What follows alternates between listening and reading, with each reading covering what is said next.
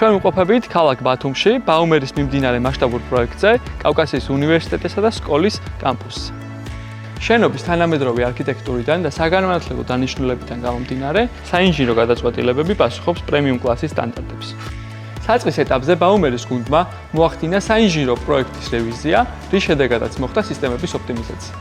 შენობის გათბობა გაგრძელებას უზრუნველყოფს იაპონური ბრენდი დაიკინის უახლესი VRV სისტემები. ამავე ბრენდის სავენტილიაციო დანადგარები ქმნის ჟანგბადის მდიდარ სტაბილურ შიდა კლიმატს. შენობის ტერიტორიაზე გათვალისწინებულია დახურული აუზის მოწყობა, რაც მნიშვნელოვანი გამოწვევაა ბათუმის მაღალტენიანი კლიმატიდან გამომდინარე. აუზის სივრცეში ჰაერის ტენიანობის კონტროლისთვის ბაუმერმა შენობა აღჭურვა დაიკინის სპეციალური ჰაერის ამომშრობის სისტემით, რომელიც სრულად ინტეგრირებულია საერთო კლიმატურ ქსელში.